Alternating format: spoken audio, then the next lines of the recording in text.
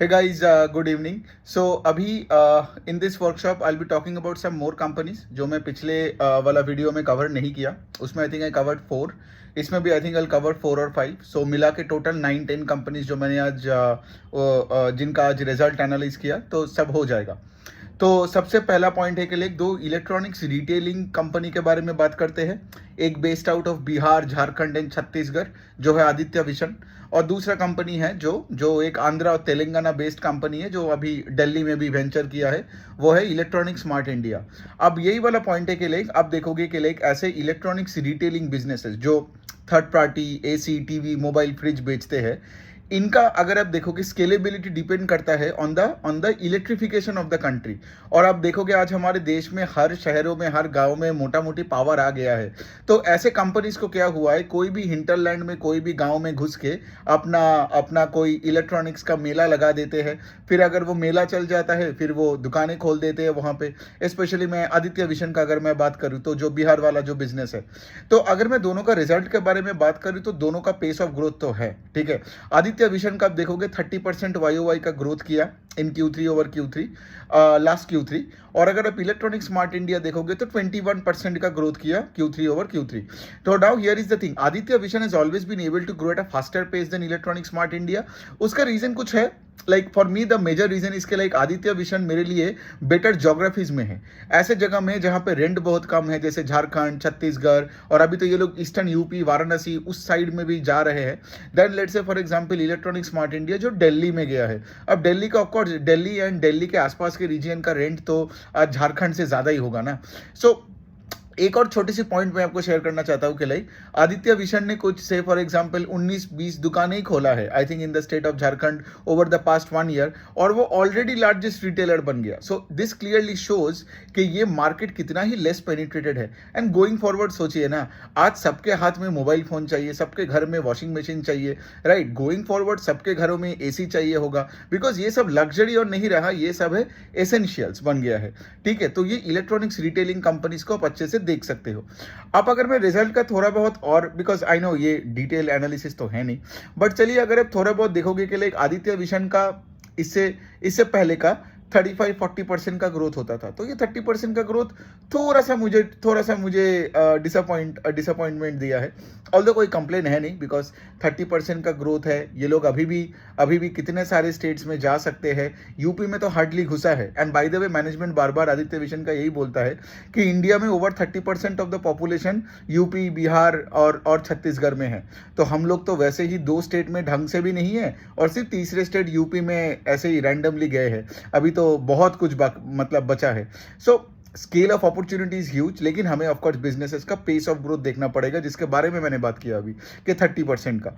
दूसरा पॉइंट ये है कि लाइक अगर मैं बात करूं तो ऑपरेटिंग लेवरेज हमें मिला आपका इलेक्ट्रॉनिक स्मार्ट इंडिया में. ऑल्दो उसका पेस ऑफ ग्रोथ कम है आदित्य विशन से, लेकिन उसका प्रॉफिट्स ग्रो किया 100% के ऊपर, मतलब डबल हो गया प्रॉफिट. क्यों मैं आपको बता रहा हूं, बिकॉज अगर आप देखोगे उनका प्रोडक्ट मिक्स सही से इंप्रूव हुआ. आप देखोगे ये इलेक्ट्रॉनिक्स रिटेलर अगर मोबाइल फोन और लैपटॉप बेचते हैं ना, तो उतना मार्जिन नहीं मिलता. इनका ग्रॉस मार्जिन 7-8-10% के आसपास होता है. लेकिन अगर ये large appliances like for example TV, AC, fridge, microwave वगैरह बेचता है, तो से और तो वहां पे इनका ग्रॉस मार्जिन 17, 18, 19, 20% के आसपास होता है. तो पहले अगर आप देखोगे इलेक्ट्रॉनिक स्मार्ट इंडिया में 50% of the products they sold were mobile phones, इसीलिए उनका मार्जिन और कम था. लेकिन अभी अब मैं देखा जब ये पीपीटी खोल के, मोबाइल फोन का कंट्रीब्यूशन 42% हो गया. तो इसका क्या मतलब, बाकी जो हायर ग्रॉस मार्जिन वाला प्रोडक्ट्स है वो ज्यादा बिका. इसका क्या मतलब, एक मार्जिन में एक पॉजिटिव असर हुआ. इसी वजह से शायद वो इनको ऑपरेटिंग लेवरेज भी मिल गया. दूसरे साइड में आपको ये भी देखना पड़ेगा कौन सा प्रोडक्ट बेचेंगे, वो भी सीजन के ऊपर डिपेंड करता है. क्योंकि अगर आप Q1 देखोगे, Q1 जो समर पीरियड होता है, उस टाइम पे you sell a higher margin product which is your AC, correct. लेकिन जब वो विंटर के टाइम आता है, विंटर के टाइम में आप देखोगे एसी थोड़ा कम सेल्स होता है, करेक्ट. इसीलिए आप देखोगे कंपनी दिल्ली के साइड में क्यों गया, बिकॉज दिल्ली में, मैं यहाँ पे इलेक्ट्रॉनिक स्मार्ट का बात कर रहा हूँ, दिल्ली में बहुत गर्मी होता है, राइट. तो बहुत गर्मी के टाइम उनका और भी एसी का सेल होगा, तो बिजनेस का मार्जिन भी यहाँ पे बढ़ेगा along with of course scale and volumes, right? तो इस एंगल से आप देखो, जबकि दूसरे साइड में आदित्य विशन का EPS and profit after tax only grew 15%, 14-15%, जो मुझे उतना अच्छा नहीं लगा, ठीक है? बिकॉज एक तरफ में एक कंपनी, आई नो एकदम एप्पल्स टू एप्पल्स तो कंपेयर कर नहीं सकते because there in different geography and all that, but then again Aditya vision का pace of sales growth higher है लेकिन ऑपरेटिंग लेवरेज नहीं है, और इलेक्ट्रॉनिक स्मार्ट का पेस ऑफ सेल्स ग्रोथ कम है 21% लेकिन ऑपरेटिंग लेवरेज है, ठीक है? तो यही है इन्वेस्टिंग का जर्नी, कभी लाइफ परफेक्ट होता ही नहीं है। सो ओके, अब हम जाते हैं थोड़ा सा आगे और देखते हैं कुछ और कंपनी। जब हम बात करते हैं ट्रेंड का, ठीक है, ट्रेंड है बेसिकली, अब देखोगे जो ये आपका वेबसाइट और जूडियो का दुकानें चला रहे हैं, ट्रेंड एक ऐसा कंपनी है, आप बोल सकता हूँ कि जो फॉर एग्जाम्पल मतलब पिछले 2 साल से सब इसके वैल्यूएशन के बारे में बात करते हैं, 150 का पी, 200 का पी एंड ऑल दैट, लेकिन कंपनी ग्रो करता रहा अपना सेल्स 50-60% से। इवन इस Q3 में भी they grew sales by 53% over the last Q3, ठीक है? तो जो कंपनी का इतना high pace of sales growth होता है ना, उसका कोई वैल्यूएशन देखना ही नहीं चाहिए, मतलब देखना ही नहीं है। स्टॉक आप देखोगे मेरे आंखों के सामने से 3 गुना हो गया, तब भी था 200 का पी, अब भी है 250 का पी या कुछ वॉट एवर इट इज। क्यों? बिकॉज पी का जो डिनोमिनेटर है जो है कि EPS is growing at a very fast pace। इस बार भी अगर आप देखोगे EPS doubled on a YOY basis. तो क्या होता है, आप तो स्क्रीनर में सिर्फ एक PE रेशियो देख रहे हो, लेकिन मार्केट में क्या होता है, लोग देख रहे हैं कि अगर EPS 100% से ग्रो कर रहा है तो फॉरवर्ड 1 ईयर का अर्निंग्स पे देखोगे कितना पे कर रहे हो, right? So every passing year में अगर आप देखोगे ट्रेंड का अगर आप टॉप लाइन का भी ग्रोथ, जैसे मैंने बताया 50% का टॉप लाइन का ग्रोथ, और उसके साथ आपको ऑपरेटिंग लेवरेज भी मिल गया। तो इसलिए क्या है, देख के ये स्टॉक एक्सपेंसिव लगता है, बट द डिनोमिनेटर पीई का जो ई है that is growing at a very fast pace compare to a company, let's say I take Asian paints या पिडिलाइट, उन सबका उनका पीई 70, 80, 50 है, लेकिन उनका ई जो है वो ग्रो नहीं करता है। समझ में आ रहा है आपको? वो प्रॉब्लम ये हो रहा है कि उनका सेल्स का ग्रोथ नहीं है, तो as a result of which वहां पे सब मरे पड़े हैं, ठीक है? जबकि ट्रेंड एकदम मतलब सिक्सर पे सिक्सर लगा रहे। अब ऑफ कोर्स इतना सारा और ट्रेंड का मेन गेम क्या है आपका, जूडियो। बिकॉज जूडियो आप देखोगे, मैं अगर जूडियो के बारे में थोड़ा सा, अब देखोगे ये लोग कोई कॉन कॉल नहीं करता है, ठीक है? जूडियो कोई एडवर्टीजमेंट भी नहीं करता है, लेकिन जूडियो का खेल क्या है मैं आपको बता रहा हूं। लोगों को पता है, क्योंकि देखिए जारा का भी स्टोर खोलते हैं ट्रेंड के थ्रू से, ठीक है? लेकिन उनको ये पता है कि जारा में जाने का औकात कितने लोगों का है। हमारे देश में आज भी बहुत कम लोगों के पास है, ऑल्दो ये ट्रेंड उसके तरफ ही जा रहा है, ठीक है? कि लोग ज्यादा से ज्यादा नाइकी, जारा मॉल्स में जाए, शॉपिंग करे, जो आप फिनिक्स में भी देख सकते हो। लेकिन दूसरे साइड में उनको भी ये पता है कि लाइक जूडियो एक ऐसा बिजनेस मॉडल है, आप देखोगे जो ये रास्ते में जो आप अगर कभी दिल्ली में गए हो, से फॉर एग्जांपल आप अगर दिल्ली में कोई बड़ा कोई शॉपिंग के कॉम्प्लेक्स में गए हो, या अगर आप कलकत्ता में कभी एस्प्लेनेड में गए हो, तो आप देखोगे रास्ते में हजारों ऐसे कपड़े खड़े रहते हैं, ठीक है? एक बंदा बैठा है साइड में और कपड़े, तो ऐसे औरतें आके कपड़े देखते हैं, उठा के लेके जाते हैं 200-300 रुपए का।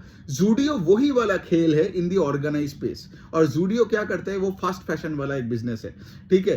तो जो औरत लेट्स से फॉर एग्जांपल आज एक एस्प्लेनेड के रास्ते में जाके कपड़े खरीदते हैं, वो कल जूडियो में जाके वैसा ही एक प्राइस पॉइंट पे उसको एक फैशनेबल एक कपड़े मिल जाता है। और जूडियो का बिजनेस बहुत अच्छा चलता है because of word of mouth भी, ठीक है? बिकॉज कल वो जूडियो से शॉपिंग करने गई, वो पहनेंगी और वो सारे एक शादी में जाके वो सबको यही बोलेगी ना कि मैं तो जूडियो से लेके आई। लोग उतना नहीं बात करेंगे कि लाइक अरे मैं तो एस्प्लेनेड के फुटपाथ से उठा के लाया, है ना? तब लोग बोलते हैं लाइक नहीं मुझे नहीं पता कि लाइक क्या हो रहा है। तो जूडियो ने ये वाला गेम बहुत अच्छे से खेल लिया और पूरा मार्केट शेयर को पूरा कैप्चर कर रहा है। वरना आप देखिए ना, दूसरे अपैरल कंपनीज का कोई ग्रोथ ही नहीं है, और ये तो 50-60% से ग्रोथ मार ही रहा है for the last 2 to 3 years के आसपास। तो ये बन गया है ट्रेंड।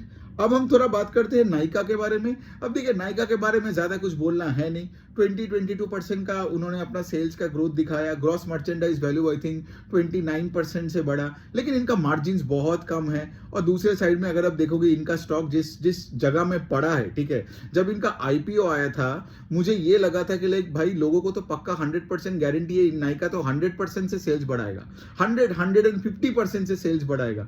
लेकिन फिर नायका का सेल्स का ग्रोथ आप देख रहे हो 17%, 18%, इस बार 20%। तो वैसे अगर स्टॉक का हाई पी है और अब 15, 16, 17% से ग्रो कर रहे हो, मतलब मैं ये स्टॉक को क्यों खरीदूं? क्योंकि मेरे पोर्टफोलियो में जितने सारे कंपनी है सब नाइका से हायर पेस से ग्रो कर रहा है। मैं सेल्स का ग्रोथ का बात कर रहा हूँ, ठीक है? यहाँ पे सब हायर पेस से ग्रो कर रहा है और सब कितने सही पीई में है, ठीक है? जनरली मैं वैल्यूएशन को उस एंगल से नहीं देखता हूँ, but again of course having said that, जिस जगह में ये स्टॉक आया था, खुला था, और आज स्टॉक वहां से आधा भी हो गया, उससे भी आधा हो गया, फिर भी उतना सेंस नहीं बनता है at this rate of sales growth. और लास्ट वाला जो कंपनी है वो है प्रताप स्नैक्स, चिप्स बनाने वाला कंपनी। अब देखोगे डायमंड करके उनका जो ब्रांड है। सो प्रताप स्नैक्स का जो मुझे सबसे बुरा चीज लगा, जो मैं आज लिखा भी ट्विटर में सुबह को, कि लाइक इनका जो रिजल्ट का जो ये प्रेस रिलीज होता है, वहां पे अपना सेल्स ग्रोथ का नंबर को छोड़ के बाकी सब कुछ दिया है, ठीक है? क्यों? बिकॉज उनका सेल्स कुछ 3-4% घटा है YOY। अब मेरा पॉइंट ये है कि लाइक ये सब छुपाना क्यों है मैनेजमेंट को? मतलब आप अगर देखोगे मेरा इस ट्वीट में, मैं उसको सामने ही खोल के रखा हूं, यहाँ पे लिखा है कि पैड बड़ा है 105% से, ऐसे बड़े बड़े एडजेक्टिव यूज किया है कि रेजिलिएंट मार्जिन ऑफ 8.5%, ठीक है? लेकिन पॉइंट क्या है, वो जो पूरा जो हेडिंग है, वहां पे इन्होंने कुछ दिया ही नहीं है रिगार्डिंग से फॉर एग्जांपल के सेल्स का जो हमारा डिग्रोथ हुआ है, ठीक है? सो पॉइंट ये है कि लाइक फिर इन्वेस्टर को अलग से जाके वो इनकम स्टेटमेंट से छोटे छोटे करके निकालना पड़ेगा, अच्छा ठीक है सेल्स गिरा है and all that. So I am not saying they are misleading, but the fact के like they are trying to like मतलब जो ये कंपनी जैसे करता है ना कि सेल्स घटा है, लेकिन सेल्स का बात नहीं करके पैट, इबिडा, रेजिलियंस और ये सब टर्म्स यूज करते हैं, they just rig of desperation. मतलब समझ में आ रहा है कि मैनेजमेंट टोटली डेस्परेट हो गया है, ठीक है? कि कुछ भी करके, बुरा भी हो तो अच्छा करके दिखाओ। ऐसे कंपनीज मुझे अच्छा नहीं लगता है। तो चलिए 4-5 कंपनीज हो गया इस वर्कशॉप में, और अभी तो कुछ और है नहीं। कल फिर से जो कंपनीज होगा, कल रात को फिर से वीडियो बना के दे दूंगा। Thank you.